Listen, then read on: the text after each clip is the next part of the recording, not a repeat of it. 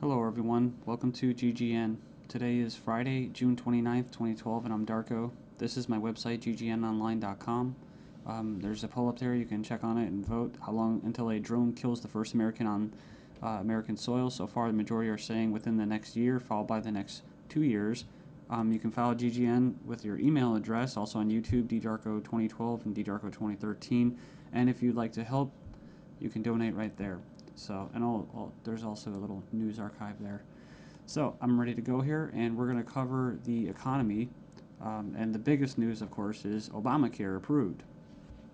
It was kind of shelved for a while there, and now it's back from the dead. So, and a little bit of eugenics, because you have financial warfare, and then you have social warfare, you have eugenics, and it kind of all just is immersed, right, in the same global agenda. So it says here, Obamacare approved, IRS to force Americans to buy health insurance. It says it's a victory for Obama and a travesty for the middle class. The Supreme Court upheld Obama's health care mandate, empowers the IRS to begin to regulate America's health care by 2014. Expect IRS thugs armed with shotguns knocking at your door to fine you almost $700 a person or $2,000 per household for failure to purchase health insurance.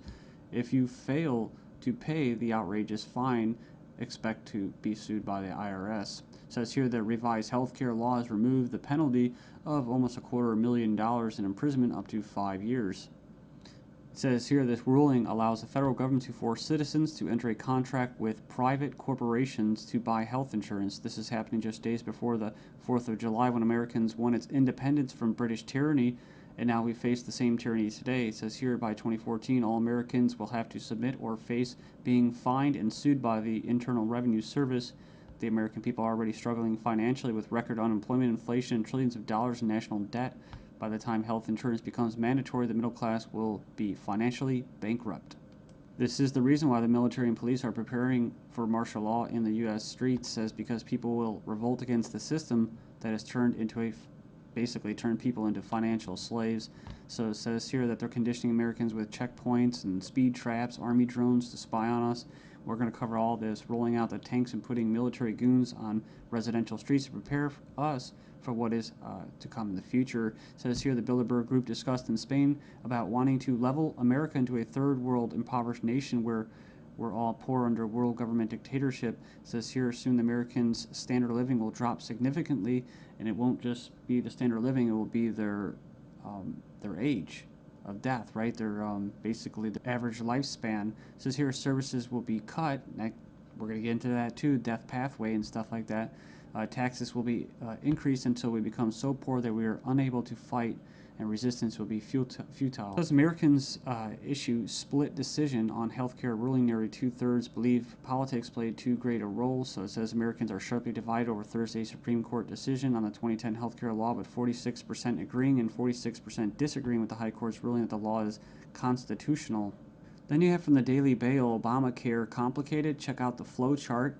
And yeah, there's our buddy, the IRS, right there. But it's just a god-awful mess. And you have Secretary of Health and Human Services in the middle. All these different vested interests, all these different bureaucracies. And the biggest invested interest that helped write the bill was the insurance companies. And they're the ones that are going to basically, how could you say, not profit. Well, they will profit, but they're going to get the best advantage from this, right? And if you would like an anarchist perspective on the whole Obamacare thing, I think Stefan Molyneux did a pretty good analysis of this. I think he held back a lot. I think he's gone over it and made his point so many times, his argument, that he was actually kind of just laid back about it. So it's kind of nice. It's 18 minutes, not too long. The truth about Obamacare, yes, it's even worse than you think. And right here in the description, he puts in there the 6 facts that he presents in his argument. So fact 1, there is no law in the U.S. anymore. Basically what he's saying is that if they could just do anything, then there's no law, right? And it's tricky because, in quote, in a stateless society, there would be what? No law. Well, there would still be common law. See, this isn't common law. This is political law. That's why you have pigs, political law enforcement, and the like that are going to be enforcing this, federal agents and that. So in other words, what he's saying is that you might as well just have no government, because right here you have a dictatorship with, quote, laws, right? They have laws that basically write in a dictatorship.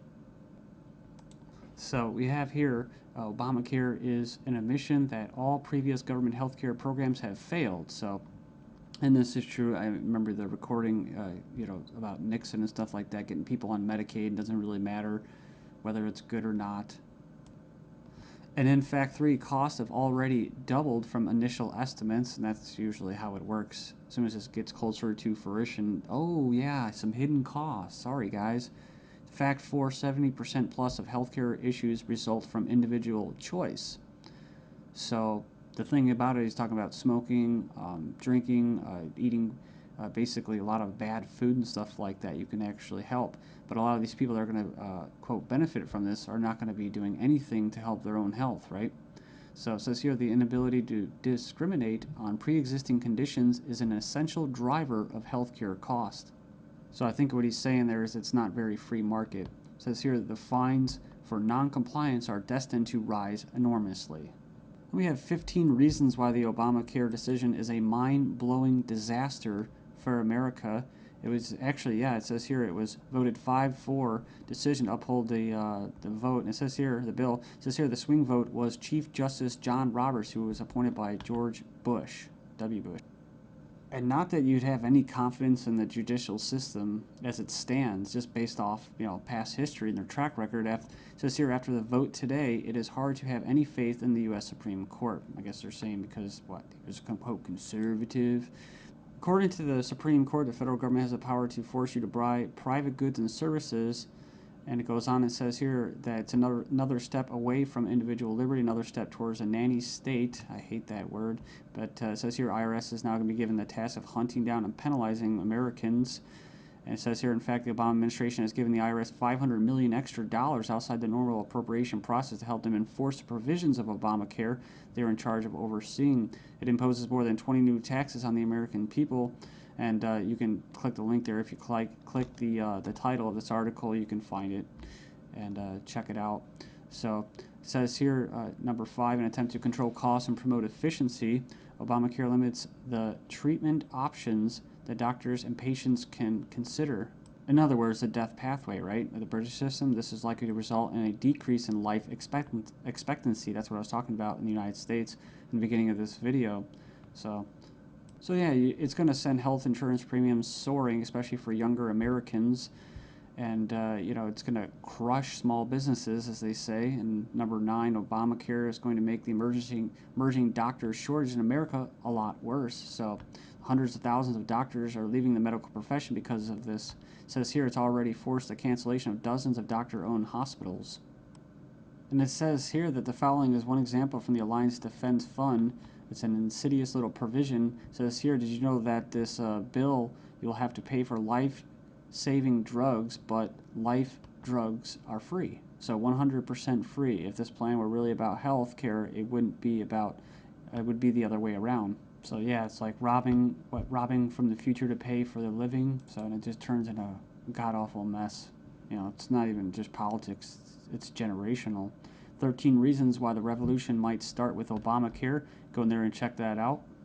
I'll just name a few, and you can hopefully go in there and check it out. It says here that's a direct tax, which is unconstitutional under Article 1, Section 9. And you can go in there and read that. It says here it violates states' rights since federal government does not have the constitutional authority to take over health care as stated in the 10th Amendment outlined in the Bill of Rights.